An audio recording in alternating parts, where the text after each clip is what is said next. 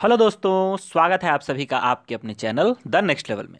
दोस्तों, आज के वीडियो में हम टॉप 50 जीके के प्रश्न करेंगे जो आपके आने वाले रेलवे के एग्जाम्स के लिए बहुत ही ज़्यादा जरूरी है। एनटीपीसी और रेलवे ग्रुप डी। आपको पता ही होगा कि एनटीपीसी का जो इस बार का सिलेबस है, खास करके जीके का सिलेबस, वो इतना वास्ट है कि अगर आप उसे लेट से स्टार्ट करें और पढ़ाई करना शुरू करें तो वो ख़त्म ही नहीं होगा। और इतना ज़्यादा है कि समझ में भी नहीं आ रहा है कि क्या पढ़ें क्या ना पढ़ें। तो उसी को देखते हुए अच्छे और टफ लेवल के क्वेश्चन आपके लिए हम लेकर के आए हैं। आपको ये वीडियो जरूर ही पसंद आएगा। साथ ही मैं हर क्वेश्चन को डिटेल तो करूंगा ही। आपने मेरे अगर पुराने वीडियोस देखी हुई होंगी तो मैं अच्छे से डिटेल करता हूं, उन डिटेल्स से भी क्वेश्चन आने की संभावना रहती है। तो इसलिए पूरा वीडियो देखें, पेन पेपर लेके बैठे, जो मैं एक्स्ट्रा बातें बताऊंगा उसे आप नोट करते चलें। तो चलिए शुरू करते हैं आज का वीडियो शुरू करने से पहले, अगर आप ऑनलाइन क्लासेस पढ़ना चाहते हैं, पेड क्लासेस पढ़ना चाहते हैं और आप किसी ऐसे जगह से बिलोंग करते हैं जहां पे आपको अच्छे टीचर नहीं मिल पा रहे हैं और आप हायर कोर्सेज की तैयारी करना चाहते हैं, दिल्ली, कोटा या फिर पटना में आप नहीं जाके रह पा सकते हैं, तो आपके लिए अनअकैडमी एक बहुत ही बेहतर सुविधा लेकर के आया है। कुछ मंथली सब्सक्रिप्शन चार्ज दे के आप यहाँ पे पढ़ाई कर सकते हैं इंडिया के बेस्ट टीचर से। इंडिया के जो भी बेस्ट टीचर हैं, इवन दिल्ली मुखर्जी नगर के टीचर, राजस्थान कोटा के टीचर, पटना के टीचर यहाँ पे आपको ऑनलाइन मिल जाएंगे। और आपको चाहे कोई सा भी कोर्स हो, आप यहाँ पे कुछ छोटा सा मंथली फी देके या फिर ईयरली फी देके आप यहाँ पे पढ़ सकते हैं। कोई सा भी कोर्स आप यहाँ पे सेलेक्ट कर सकते हैं। यहाँ पे करने के लिए आपको, अगर आप मंथली फी लेते हैं तो आपको 1000 रुपीज़ पर मंथ, अगर आप 6 मंथ के लेते हैं तो 4500, और अगर आप 1 ईयर के लिए लेते हैं तो सिर्फ 6000 रुपीज़ आपको देना होता है। वहीं अगर आप इसे हमारे थ्रू जाते हैं, यानी कि आपको यहाँ पे अगर आप पे करना चाहते हैं और आप अगर हमारा कोड यूज़ करते हैं, आप यहाँ पे देख पा रहे हैं कि द नेक्स्ट लेवल ये हमारा कोड है, तो अगर आप इसको यूज करेंगे तो आपको 10% का ऑफ मिलेगा। यानी कि अगर आप 1 महीने के लिए जाते हैं तो आपको 100 रुपये का ऑफ मिलेगा।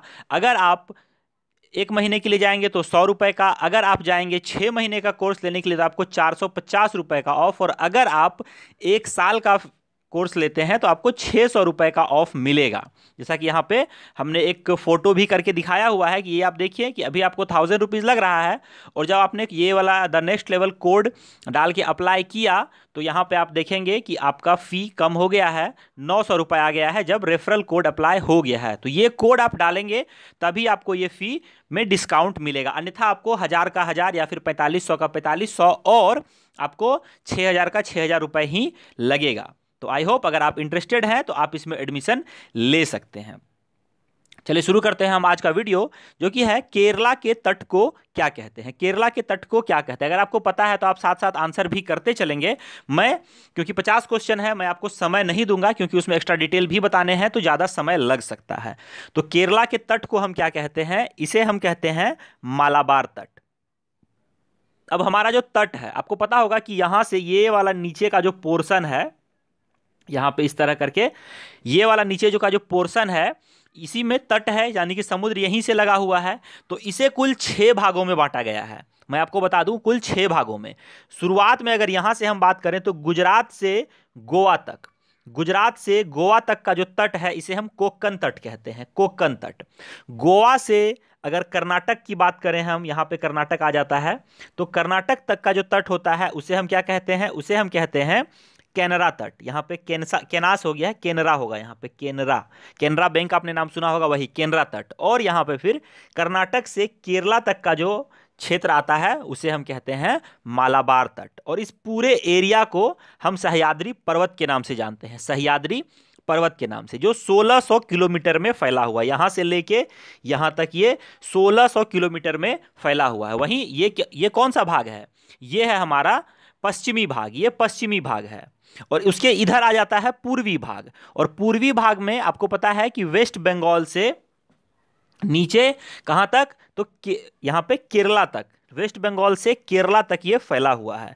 तो वेस्ट बंगाल से ऊपर से वेस्ट बंगाल तक के क्षेत्र को हम पर्वतीय क्षेत्र कहते हैं। नीचे का जो वेस्ट बंगाल से आंध्र प्रदेश तक का क्षेत्र आता है उसे हम डेल्टा क्षेत्र कहते हैं। और नीचे वाला, सबसे नीचे केरला से आंध्र प्रदेश का क्षेत्र कोरोमंडल कहलाता है। ये जो 3rd नंबर में है कोरोमंडल कहलाता है। और इस पूरे जो पूर्वी भाग है, पूर्वी तट है, उसे हम महेंद्रगिरी पर्वत के नाम से जानते हैं, जो कि 1015 किलोमीटर एरिया में फैला हुआ है। ये आपको पता होना चाहिए, इंपॉर्टेंट क्वेश्चन है, इसीलिए मैं आपको बता दे रहा हूं। इससे बहुत बार एग्जाम में क्वेश्चन बनता है, हो सकता है आप इस पे फंस जाएं, तो इसीलिए आप इसे नोट जरूर कर लें। अगर आपने नोट नहीं किया तो एक बार आप बैक करेंगे और लिख लेंगे, ताकि आपको समझ में आ जाए। चलिए आगे देखेंगे हम नेक्स्ट क्वेश्चन कि जोजिला दर्रा किसको जोड़ता है। जोजिला दर्रा किसको जोड़ता है, तो ये किसको जोड़ता है, तो ये जोड़ता है श्रीनगर और लेह को, श्रीनगर और लेह को जोड़ता है। वहीं यहाँ पे एक अरुणाचल प्रदेश और तिब्बत भी है। अरुणाचल प्रदेश और तिब्बत को जोड़ने वाला क्या है, बुमला दर्रा। कौन है, बुमला दर्रा, याद रखेंगे आप, बुमला दर्रा ध्यान में रखना है आपको। चलिए देखते हैं आगे अगला प्रश्न कि प्राकृतिक मार्ग उपलब्ध कराने वाले पर्वत के किसी अंतराल गैप को क्या कहा जाता है। घाटी, राजमार्ग, दर्रा या पर्वतीय भूभाग। तो इसे हम क्या कहते हैं, दर्रा कहते हैं। दर्रा जो प्राकृतिक मार्ग पर्वतों के बीच में ये उपलब्ध होता है, जो गैप बन जाता है, तो यही आपको पता होगा कि जो आर्य पहली बार भारत आए थे तो वो भी एक दर्रे का प्रयोग करके ही आए थे, खैबर द्वीप से, खैबर दर्रे से वो आए थे। अगला देखते हैं कि भारत की जलवायु कैसी है। भारत की जलवायु कैसी है, तो भारत की जलवायु तो उष्णकटिबंधीय मानसूनी कही जाती है। तो यहाँ पे आपको उष्णकटिबंधीय मानसूनी तो नहीं दिख रहा है, तो इसीलिए हम सिर्फ मानसूनी टिक कर देंगे। पूरा अगर हम बात करें तो उष्णकटिबंधीय मानसूनी है, लेकिन आपको ऑप्शन के हिसाब से ये दिया जाता है। कभी कभार उष्णकटिबंधीय मानसूनी दिया जाता है, कभी कभी सिर्फ मानसूनी भी आपको दिया जा सकता है, तो उसी हिसाब से हम यहाँ पे करेंगे। चलिए देखते हैं नेक्स्ट अगला प्रश्न। भारत के किस राज्य को चीनी का कटोरा यानी कि शुगर बाउल कहा जाता है। उत्तर प्रदेश, पंजाब, आंध्र प्रदेश और बिहार। तो ये हम कहते हैं उत्तर प्रदेश को। किसे कहते हैं, उत्तर प्रदेश को। क्यों कहते हैं, क्योंकि यहाँ पे आपको गन्ने की खेती बहुत ज़्यादा होती है और यहाँ पे बहुत सारे चीनी के मिल हैं। वर्तमान में बहुत सारे चीनी के मिल तो बंद हो गए हैं, लेकिन यहाँ पे किसी ज़माने में बहुत ज़्यादा चीनी के मिल हुआ करते थे और इसी वजह से इसे भारत का चीनी का कटोरा इसे कहा जाता है। जैसा कि आप यहाँ पे देख पा रहे हैं, चीनी का कटोरा एक उपनाम है। तो इसी पे हमारा एक वीडियो भी पड़ा हुआ है, बहुत से लोगों ने, 1.5 लाख लोगों ने उसे देख रखा है। आप भी उसे एक बार जरूर देख लें। आपको ऊपर आई बटन पे अभी दिख रहा होगा, ऊपर आई बटन पे, यहाँ पे इस जगह पे आपको एक आई का बटन या फिर इस तरह से फ्लैश होगा यहाँ पे, तो आप उसे देखें, आपको निश्चय ही फायदा होगा। हमने उसमें 70 से 80 उपनाम उसमें कवर किए हुए हैं, तो आप उसे एक बार जरूर देखें।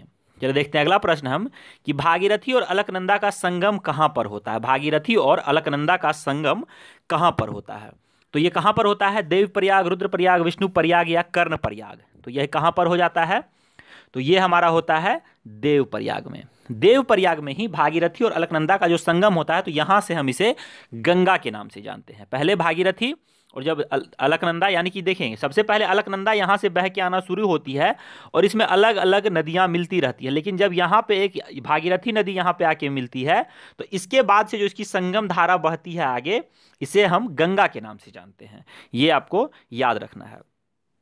वहीं अगर हम बात करें ऑप्शन में दिए हुए रुद्रप्रयाग की, तो रुद्रप्रयाग जो है ऊपर से अलकनंदा आती है, उसमें मंदाकिनी रिवर मिलती है रुद्रप्रयाग के पास।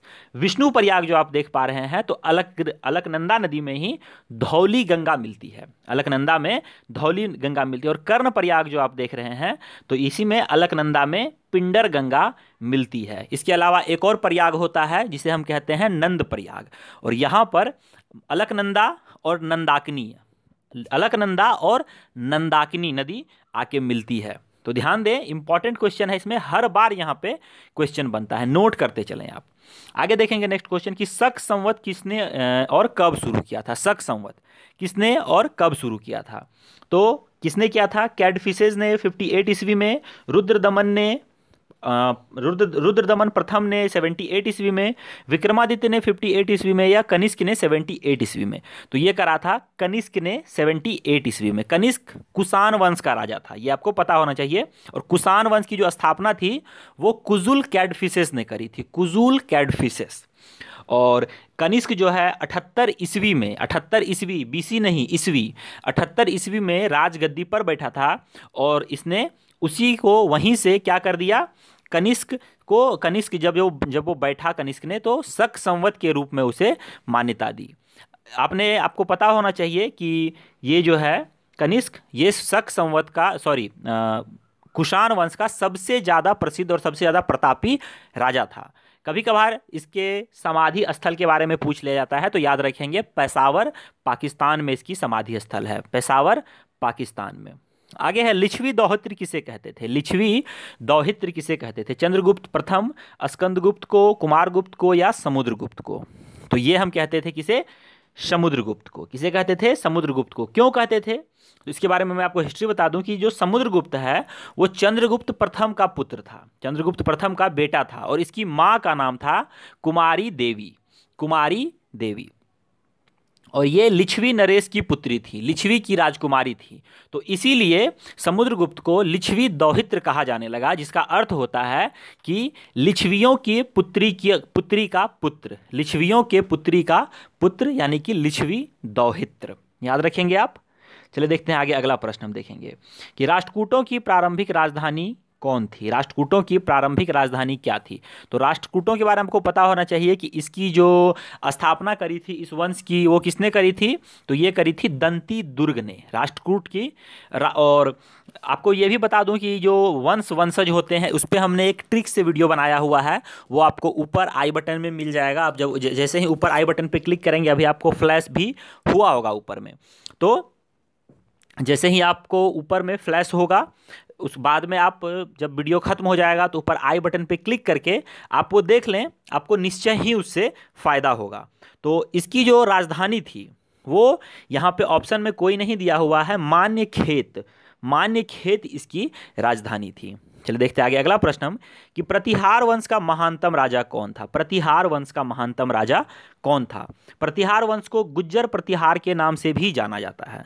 तो इसका जो सबसे महानतम राजा था वो था भोज, राजा भोज या फिर मिहिर भोज इसका पूरा नाम था। आपने कहाँ राजा भोज कहाँ गंगू तेली वाला एक कहावत सुना होगा, तो वही चीज़ है यहाँ पे, वही राजा भोज यही थे, और ये प्रतिहार वंश के सबसे महानतम राजा थे।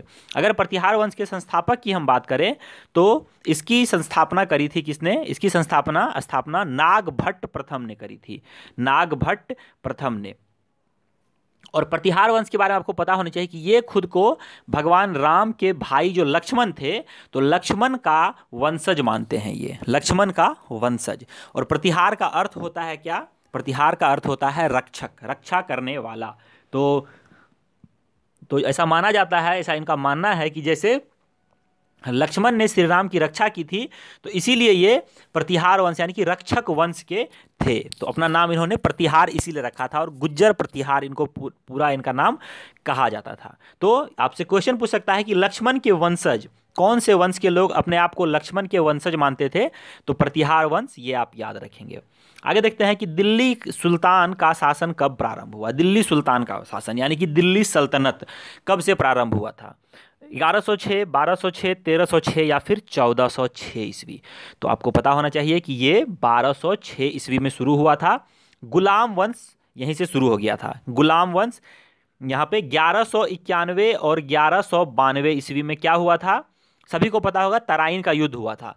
पृथ्वीराज चौहान ने पहला जीता था, दूसरा जीता था मोहम्मद गौरी ने, मोहम्मद गौरी ने। और उसने कुछ दिनों तक दिल्ली पे शासन किया और उसके बाद अपने गुलाम कुतुबुद्दीन ऐबक को वहाँ का राजपाट छोड़ दिया और उसी ने गुलाम वंश चालू कर दिया। क्या कर दिया उसने? गुलाम वंश। 1206 ईस्वी में दिल्ली में कुल 5 राजा आए। दिल्ली सल्तनत पे बाद में मुगलों ने शासन किया इस पे, तो जब तक मुगल नहीं आ गए तो दिल्ली सल्तनत पे 5 राजाओं ने, 5 राजा नहीं 5 वंशों ने यहाँ पे राज किया था। गुलाम वंश, इसने 1206 से 1290 तक दिल्ली सल्तनत पे राज किया था। गुलाम वंश के बाद खिलजी वंश आ गए थे। आपने पद्मावती मूवी देखी होगी, अलाउद्दीन खिलजी के बारे में आपने पढ़ा होगा। तो खिलजी वंश के ये थे। 1290 से 1320 ईस्वी तक खिलजियों ने इस पे शासन किया। उसके बाद यहाँ पे तुगलक वंश आ गए थे।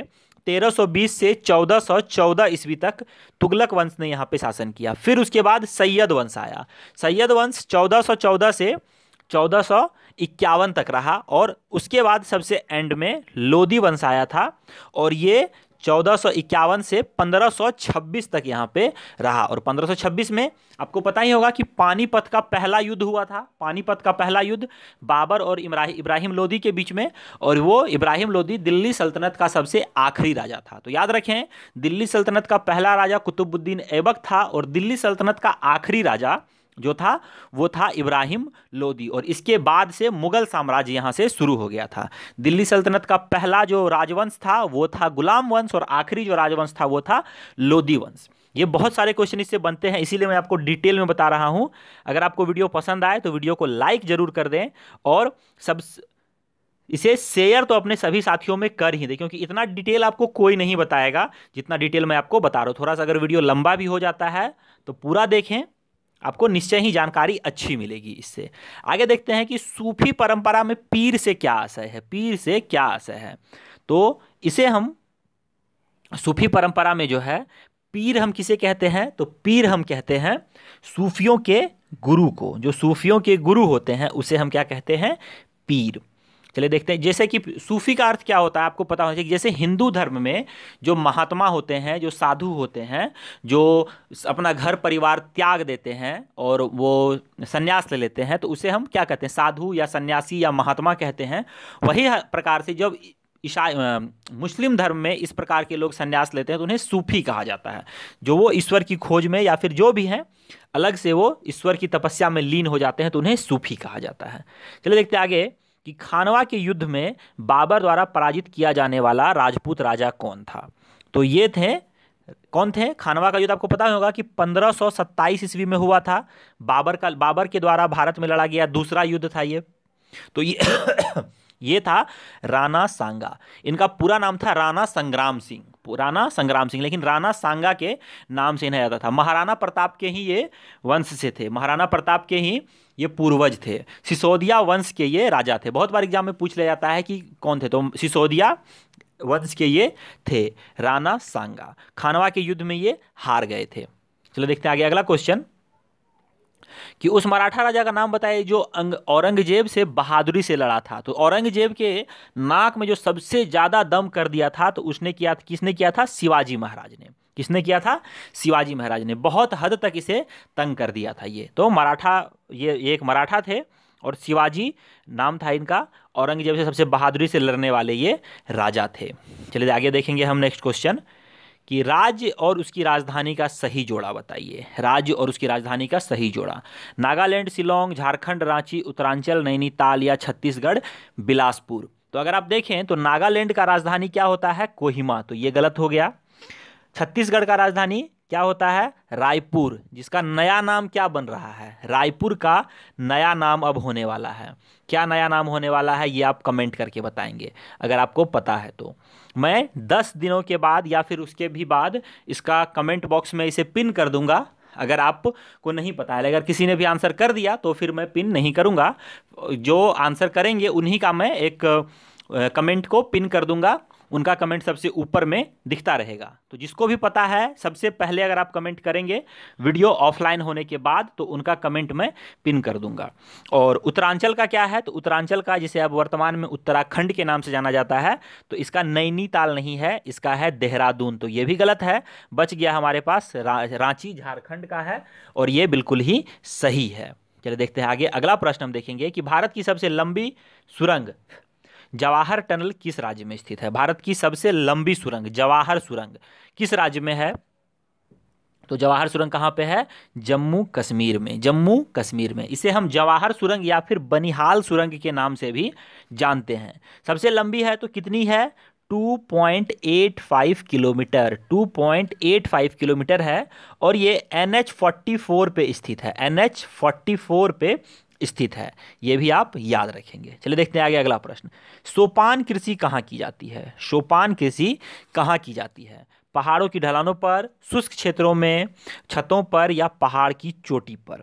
तो ये की जाती है पहाड़ की ढलानों पर। कहाँ पे की जाती है, पहाड़ की ढलानों पर। अगर आपसे पूछ लिया जाए कि किस राज्यों में ज़्यादा की जाती है तो ये हिमाचल प्रदेश और उत्तराखंड, इन राज्यों में सबसे ज़्यादा ये सोपान कृषि की जाती है, सोपानी कृषि। और इसमें क्या होता है कि पहाड़ की ढलान पर सीढ़ी नुमा खेत बना दिए जाते हैं ताकि ऊपर से जो बारिश हो वो नीचे ना ढहे और वहाँ पे कुछ पानी स्टोर हो जाए और वो पानी स्टोर होके वहाँ पे क्या खेती हो सके। तो ये हिमाचल प्रदेश और उत्तराखंड में सबसे ज़्यादा इस प्रकार की खेती देखने को मिलती है।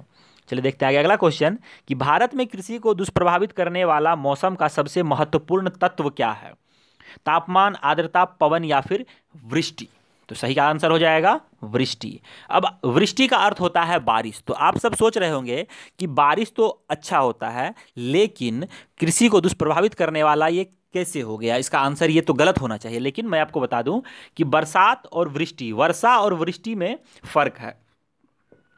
वर्षा अगर सही समय पे हो तो वो वर्षा कहलाता है, लेकिन अगर गलत समय पे हो यानी कि उसे होना है जनवरी में लेकिन वो हो रहा है मार्च में, या फिर उसे होना है जनवरी में वो हो गया पहले ही दिसंबर में या फिर नवंबर में, तो ऐसे होने वाली वर्षा को हम वृष्टि के नाम से जानते हैं। यानी कि अनियमित तौर पे बिना किसी समय के बेमौसम बरसात जो होता है उसे हम वृष्टि कहते हैं। और ये हमेशा ही दुष्प्रभावित करता है फसलों को। जब पानी की जरूरत होती है उस समय नहीं होता है तो फसल बर्बाद होती है, और जब फसल कटने का सीजन आता है तो उस समय अगर ये बरसात हो जाए, जिस समय बरसात की जरूरत नहीं होती है, तो उस समय भी ये प्रभावित कर जाती है। आई होप आपको ये क्लियर हुआ होगा। चलिए देखते हैं आगे अगला क्वेश्चन। अगर वीडियो क्लियर हो रहा है, अगर क्वेश्चन क्लियर हो रहे हैं, समझ में आ रहे हैं, तो लाइक करना बिल्कुल भी ना भूलें। लाइक करते रहें। एक बार आपको नीचे थंब बटन दिख रहा होगा, उसे आप दबा दें, लाइक कर दें और वीडियो को अपने सभी दोस्तों में शेयर कर दें। चलिए देखते हैं आगे अगला प्रश्न कि निम्नलिखित में से कौन सी नदी अपना रास्ता बदलते रहने के लिए प्रसिद्ध है? तो कौन सी नदी है?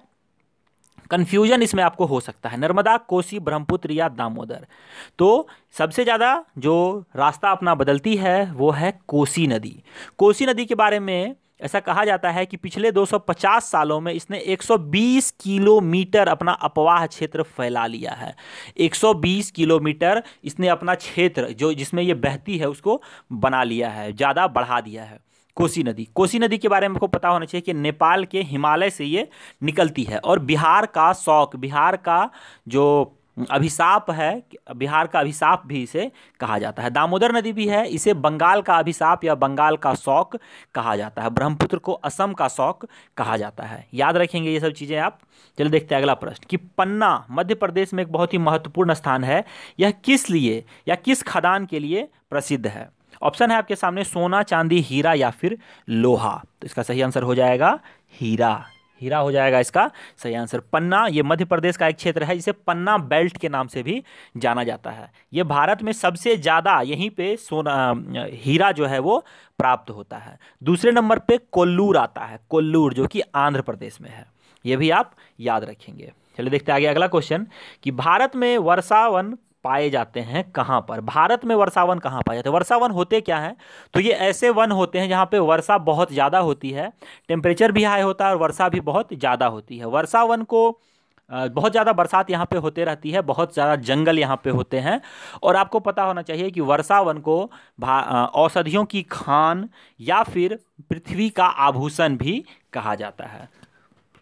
अगर हम बात करें कि भारत में ये कहाँ पाया जाता है, तो भारत में ये पाया जाता है उत्तरी पूर्वी हिमालय और पश्चिमी घाट में। उत्तरी पूर्वी हिमालय और पश्चिमी घाट में। चलिए देखते हैं आगे अगला क्वेश्चन कि तारपीन का तेल कहाँ से मिलता है? तारपीन का तेल कहाँ से मिलता है? काजू के छिलके से, चीर का पेड़ से, यूकेलिप्टस का पेड़ से या सिनकोना के पेड़ से? तो ये हमें चीर के पेड़ से मिलता है। चीर के पेड़ से हमें तारपीन का तेल मिलता है। चलिए देखते हैं आगे अगला क्वेश्चन कि किसकी खोज के लिए तुमलापल्ली विश्व के मानचित्र पर आ गया है? किसकी खोज हुई? जो आंध्र प्रदेश का जो तुमलापल्ली क्षेत्र है, जो तुमलापल्ली जगह है, इसकी विश्व में इसको पहचान मिली। ऑप्शन है सबसे बड़ी टंगस्टन खाने, सबसे बड़ी यूरेनियम खाने, सबसे बड़ी कोयला खाने या सबसे बड़ी अब्रक खाने। तो इसका सही आंसर हो जाएगा सबसे बड़ी यूरेनियम खाने। आपको पता होगा कि भारत में यूरेनियम बहुत ही कम मात्रा में पाया जाता है, लेकिन तुमलापल्ली में विशेषज्ञों ने ऐसा माना कि यहाँ पे जो है खाने हैं, ये जो यहाँ पे विश्व में सबसे ज़्यादा यूरेनियम का भंडार पाया जा सकता है, जो कि बाद में ऐसा हुआ नहीं, इतनी ज़्यादा मात्रा में यहाँ पे विश्व लेवल पे टक्कर दे सके, ऐसा नहीं किया गया। लेकिन एक्सपर्ट का ऐसा मानना था, जैसा कि यहाँ का मौसम था, जैसा कि यहाँ का माहौल था, तो ऐसा माना गया कि यहाँ पे सबसे ज़्यादा यूरेनियम हो सकता है। तो विश्व में एकाएक इसकी चर्चा हो गई थी, तो इसीलिए ये चर्चा में आया था। सबसे पहले अगर हम बात करें कि यूरेनियम सबसे पहले भारत में कहाँ मिला था, तो वो मिला था झारखंड के जादूगोड़ा में। और भारत में जो इस प्रकार की रेडियोधर्मी तत्व होते हैं, ये सबसे ज़्यादा थोरियम भारत में सबसे ज़्यादा पाया जाता है। तो इसीलिए हम जो भी न्यूक्लियर डिवाइस बनाते हैं, न्यूक्लियर हम वेपन्स बनाते हैं, उसमें थोरियम का प्रयोग हम करते हैं। अगला क्वेश्चन है कि मुंबई हाई किससे संबंधित है? इस्पात से, पेट्रोलियम से, मकबरा से या जूट पटसन से? तो क्या हो जाएगा इसका सही आंसर? पेट्रोलियम उत्पाद से। पेट्रोलियम उत्पाद से मुंबई हाई, बॉम्बे हाई भी इसे कहा जाता था पहले। आगे है, आंध्र प्रदेश में अनंतपुर जिला किसके लिए प्रसिद्ध है? आंध्र प्रदेश का अनंतपुर जिला जो है, ये किसके लिए प्रसिद्ध है? तांबा, जस्ता, अभ्रक और स्वर्ण यानी गोल्ड। तो सही आंसर हो जाएगा स्वर्ण, गोल्ड। अगर हम बात करें गोल्ड की, तो आपने अभी एक मूवी देखी होगी KGF, जिसका नाम है कोलार गोल्ड फील्ड्स। तो भारत में सबसे ज्यादा अगर सोना कहीं पाया जाता है तो वो KGF, कोलार गोल्ड फील्ड्स में ही सोना पाया जाता है। भारत की सबसे ज्यादा गहरी सोने की वो खानें होती हैं। तो उसी पे मूवी बनी है कोलार गोल्ड फील्ड्स, या कोलार गोल्ड माइंस, कुछ भी यहाँ पे आप कह सकते हैं। वैसे उसका ऑफिशियल नाम कोलार गोल्ड फील्ड्स ही है। तो ये भी आपको ध्यान देना है। चलिए देखते हैं आगे अगला क्वेश्चन कि भारत की सबसे लंबी नदी कौन सी, सबसे लंबी बांध कौन सी है? बहुत ही आसान प्रश्न है। भाखरा नागल, नागा अर्जुन, हीराकुंड या फिर कोसी बांध? तो क्या हो जाएगा इसका सही आंसर? इसका सही आंसर हो जाएगा हीराकुंड बांध। गलती से वहां पे टिक हो गया था मुझसे। भारत का सबसे लंबा बांध है हीराकुंड बांध। कहां पर है ये?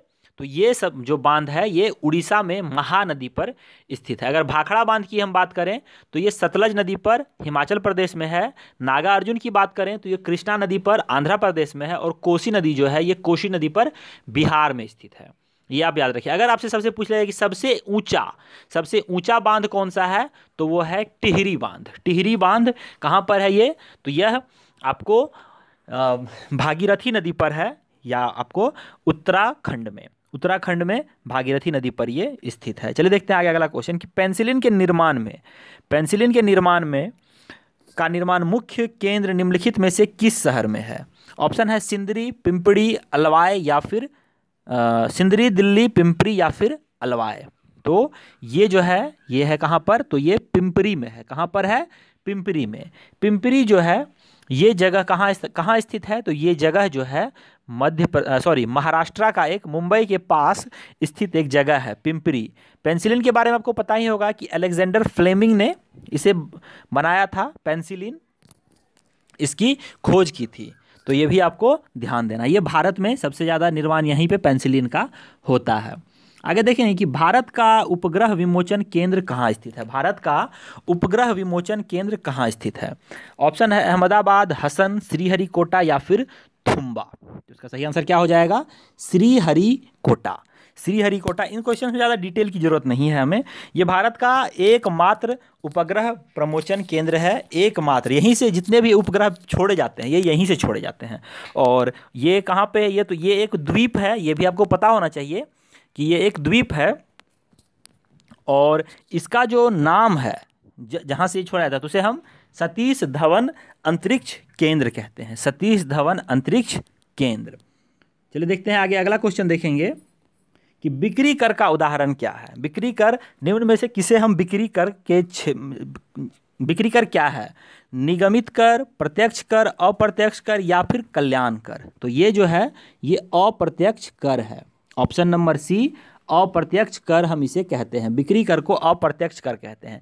कर जो होते हैं वो दो प्रकार के होते हैं, प्रत्यक्ष कर और अप्रत्यक्ष कर। तो अप्रत्यक्ष कर जो कि आपको पता नहीं चलता है कि आपको देना पड़ रहा है, आप कुछ भी यूज़ करते हैं तो उसमें आपको साथ साथ ही दूसरे प्रोडक्ट के साथ आपसे वो पैसे, टैक्स के पैसे ले लिए जाते हैं। तो उसे हम बिक्री कर उसका एक उदाहरण है। उसके अलावा सेवा कर या फिर उत्पाद शुल्क, सीमा शुल्क, सर्विस टैक्स, इस तरह से बहुत सारे यहाँ पे आते हैं एक होता है प्रत्यक्ष कर। प्रत्यक्ष कर जैसे कि आपको वो सामने से खुद ही पे करना होता है, जैसे इनकम टैक्स, साल में एक बार आपको इनकम टैक्स पे करना ही पड़ेगा।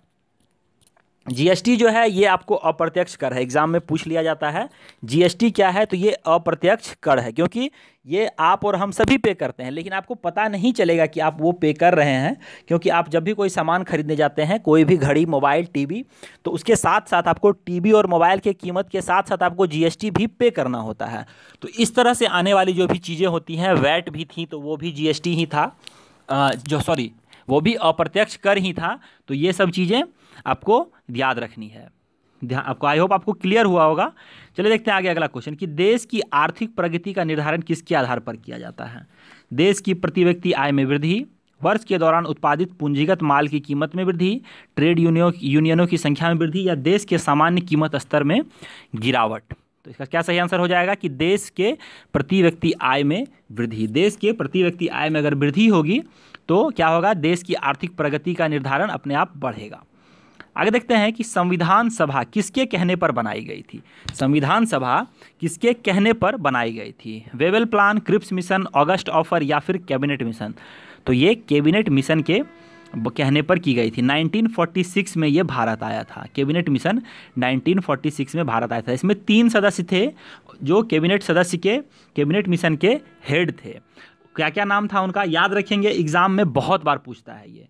को ऑप्शन है, इसके 3 सदस्य कौन कौन थे, तो lord Pethick Lawrence, Stephen Cripps और एवी अलेक्जेंडर।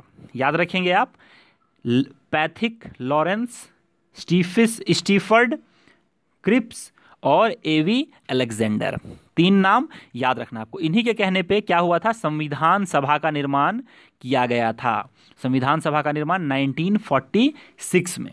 चलिए देखते हैं आगे अगला क्वेश्चन कि हमारे संवैधानिक इतिहास में 26 नवंबर 1949 एक महत्वपूर्ण दिन है।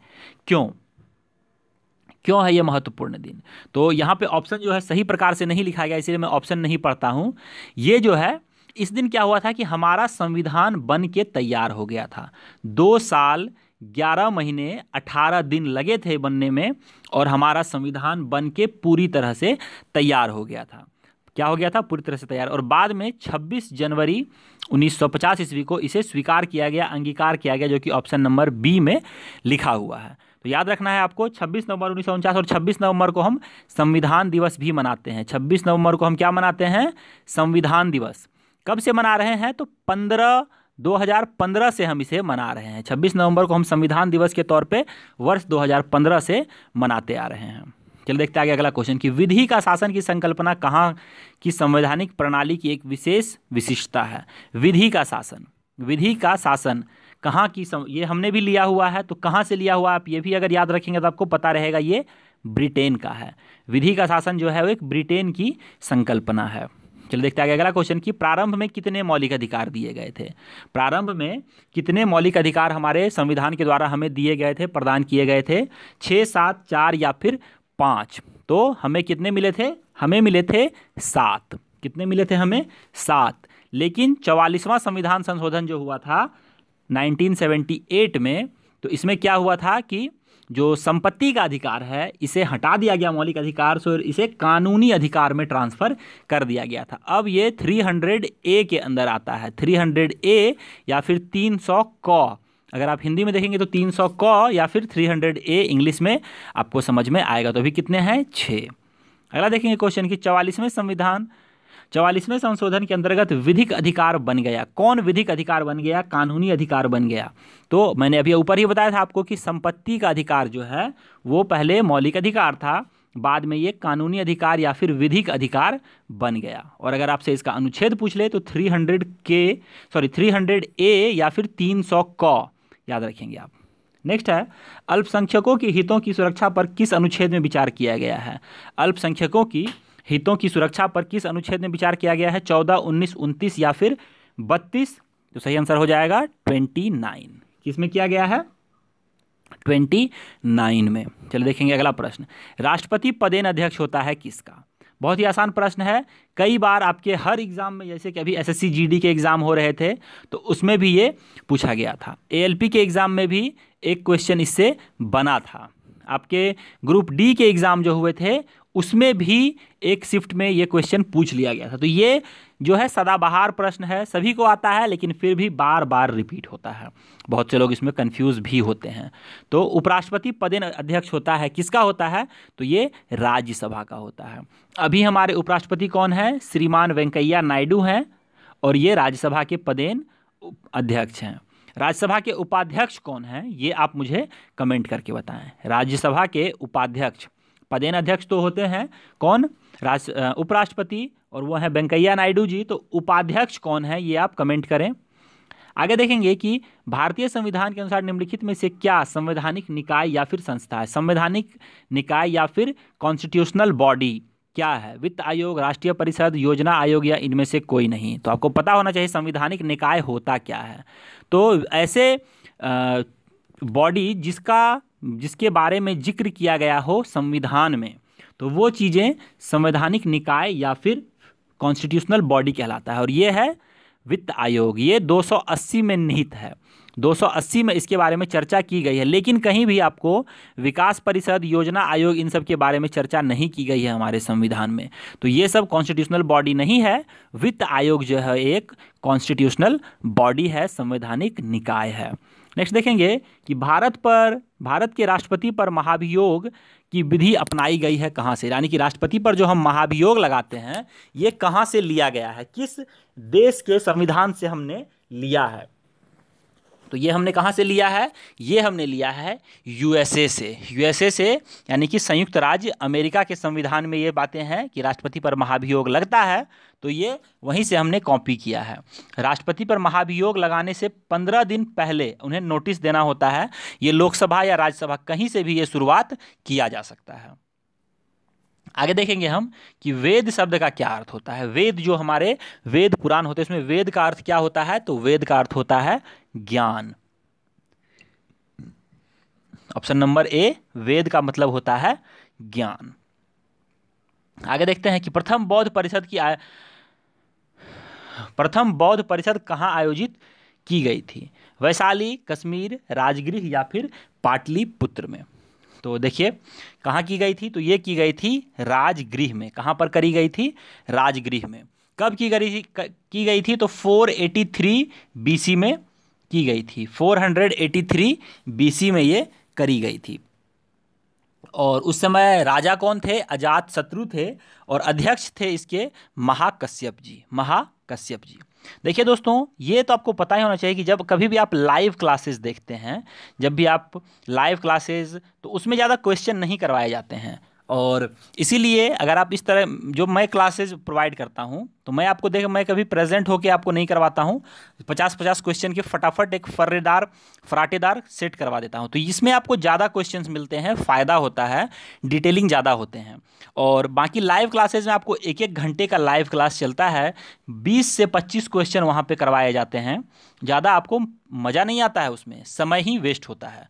तो आप उम्मीद करें कि ऐसे वीडियोस देखने का ज़्यादा प्रयास करें जहाँ पे कम समय में आपको ज़्यादा चीज़ें मिल रही हों। आगे देखेंगे कि उस राज्य का नाम बताइए जिसमें पहली बार युद्ध में हाथियों का इस्तेमाल किया गया था। पहली बार युद्ध में हाथियों का इस्तेमाल मगध के द्वारा किया गया था, मगध के द्वारा। चलो देखते हैं आगे अगला प्रश्न। निम्नलिखित में से वह व्यक्ति कौन है जिसका नाम देवनाम प्रियदर्शी था? देवनाम प्रियदर्शी कौन था ये? तो ये थे मौर्य राजा अशोक। इनका पूरा नाम यही था, देवनाम प्रियदर्शी अशोक।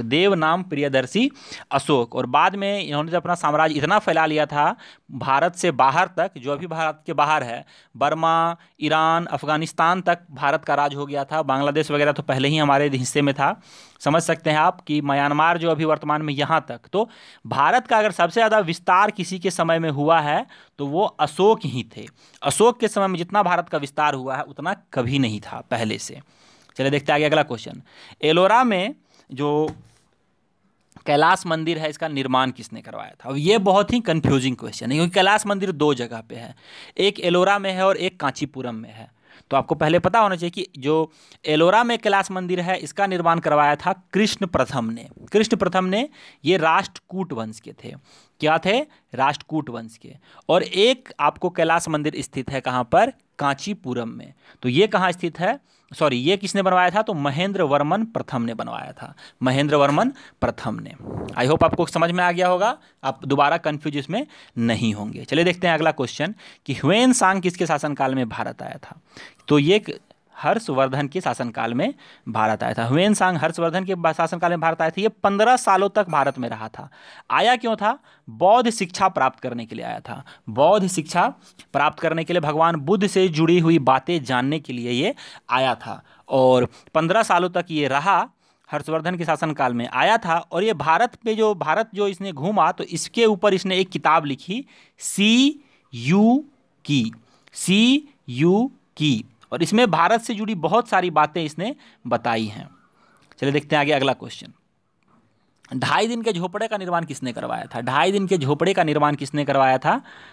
ऑप्शन है कुतुबुद्दीन ऐबक, अलाउद्दीन खिलजी, बलबन या फिर मोहम्मद बिन तुगलक। तो ये करवाया था कुतुबुद्दीन ऐबक ने। कुतुबुद्दीन ऐबक ने 1192 ईस्वी में, 1192 ईस्वी में इसे बनाना शुरू किया गया था। 1199 में ये बन के तैयार हो गया था। और आपको पता होना चाहिए कि ये जो बनवाया था कुतुबुद्दीन ऐबक ने, तो ये किसके कहने पर बनवाया था, तो मोहम्मद गौरी के कहने पर इसने ये बनवाया था, मोहम्मद गौरी के कहने पर। और एक और बहुत ही इंटरेस्टिंग फैक्ट है यहाँ पे, तो ये क्या है, एक मस्जिद है अजमेर में, एक मस्जिद है ये 2.5 दिन का झोपड़ा। और ये जो है इस किस जगह पे ये बनाया गया है, तो बहुत ही इंटरेस्टिंग बात है। एग्जाम में एक बार क्वेश्चन पूछ लिया गया था, तो बहुत से लोग इसमें कंफ्यूज हो गए थे। तो इस जगह पे पहले एक विद्यालय हुआ करता था और एक विष्णु मंदिर हुआ करता था। विद्यालय का नाम था सरस्वती कंठाभरण विद्यालय, सरस्वती कंठाभरण विद्यालय। और उसी के बगल में एक विष्णु मंदिर भी था, जिसका निर्माण बीसल देव चौहान नामक राजा ने करवाया था। और ये इसे तोड़ के फिर यहाँ पे 2.5 दिन का झोपड़ा बनवाया गया था। मोहम्मद गौरी के कहने पे कुतुबुद्दीन ऐबक ने किया था। 1192 में ये बनना शुरू हुआ था, 1199 में ये बन के कंप्लीट हो गया था। चलिए देखते हैं आगे अगला प्रश्न। सूफी आंदोलन का मूलतः प्रारंभ कहाँ से हुआ है। सूफी आंदोलन तो ये हुआ था फारस में, फारस के पर्सिया से इसका आरंभ हुआ था। चलिए देखते हैं आगे अगला क्वेश्चन। बाबर की मृत्यु कहाँ पर हुई थी। बाबर की मृत्यु कहाँ पर हुई थी, तो बाबर की मृत्यु पहले आगरा में हुई थी और इसे सबसे पहले आगरा में दफना दिया गया था। लेकिन बाबर की इच्छा थी कि इसका जो शव है वो काबुल में दफनाया जाए। तो 9 वर्ष के बाद इसकी ये इच्छा इसके पुत्र किसने पूरी की, हुमायूं ने पूरी की और इसे जाके काबुल में दफनाया था। तो शुरू में मृत्यु इसकी आगरा में ही हुई थी, बाद में इसे काबुल ले जाया गया था। चलिए आगे अगला देखते हैं क्वेश्चन कि छत्रपति शिवाजी को हराने के लिए औरंगजेब ने निम्न में से किसे भेजा था। किसको भेजा था, तो किसको भेजा था, तो इसने राजा जय सिंह को भेजा था। छत्रपति शिवाजी को हराने के लिए राजा जय सिंह को भेजा था। और ऊपर आपने पढ़ा ही था कि किस मराठा ने औरंगजेब को सबसे ज़्यादा परेशान किया, सबसे ज़्यादा उनको तंग किया था, तो वो शिवाजी ही थे, छत्रपति शिवाजी महाराज। और अगला क्वेश्चन है कि 7 सिस्टर का सदस्य कौन सा है, कौन सा राज्य 7 सिस्टर का सदस्य है। पश्चिम बंगाल, त्रिपुरा, उड़ीसा और बिहार। तो ये बहुत ही आसान प्रश्न है, ये है त्रिपुरा। इसमें जो सबसे कंफ्यूजिंग क्वेश्चन इस तरह का बनता है कि कौन 7 सिस्टर का सदस्य नहीं है। आपको पता होगा कि भारत का जो इस तरह का एक निकला हुआ भाग है यहाँ पर, तो इसमें कुल 8 राज्य हैं, कुल 8 राज्य हैं। इसमें से 7 को हम एक जगह 7 सिस्टर कहते हैं और 1 को नहीं कहते हैं। तो वो कौन सा राज्य है ये सभी को पता नहीं होता है। तो मैं आज आपको 7 सिस्टर के नाम बता देता हूँ। तो देखिए 7 सिस्टर में आपको अरुणाचल प्रदेश आता है, आपको असम आता है, फिर आता है मेघालय, मेघालय आ जाता है, उसके बाद मणिपुर आता है, मिजोरम आता है, मिजोरम, फिर आता है नागालैंड और एक यहाँ पे दे रखा है त्रिपुरा। ये सभी 7 सिस्टर के अंतर्गत आते हैं। लेकिन एक और नॉर्थ ईस्ट का राज्य है जो 7 सिस्टर में नहीं आता है, बहुत ही ज़्यादा कंफ्यूजिंग उसका नाम हो जाता है सिक्किम। सिक्किम को हम 7 सिस्टर में काउंट नहीं करते हैं, सिक्किम को हम 7 सिस्टर में काउंट नहीं करते हैं। तो इसका नाम आप जरूर याद रखेंगे, क्योंकि नॉर्थ ईस्ट में 8 राज्य हैं, सिक्किम को अगर हम हटा देंगे तो बाकी सातों राज्य नॉर्थ ईस्ट के राज्य 7 सिस्टर कहलाते हैं। याद रखेंगे, एग्जाम में काफ़ी ज़्यादा कंफ्यूज हो जाते हैं लोग। तो दोस्तों यही था हमारा आज का वीडियो। आई होप आपको ये वीडियो पसंद आया होगा। अगर वीडियो पसंद आया तो वीडियो को लाइक करें, चैनल को सब्सक्राइब नहीं किया है तो कर लें, क्योंकि आपके एग्जाम की तैयारी सबसे अच्छी हो सकती है अगर आप हमारे वीडियोज़ को डेली देखेंगे तो। उसके बाद इस बेल वाली घंटी को दबा दें सब्सक्राइब करने के बाद। और वीडियो कैसा लगा कमेंट करके जरूर बताएं। ऐसे ही वीडियोस आपको और भी चाहिए तो भी आप कमेंट करके हमें जरूर बताएं। वीडियो को शेयर करना बिल्कुल भी ना भूलें अपने सभी साथियों के साथ। तो दोस्तों इस वीडियो में इतना ही, लेता हूं आपसे विदा। जय हिंद, जय भारत, वंदे मातरम।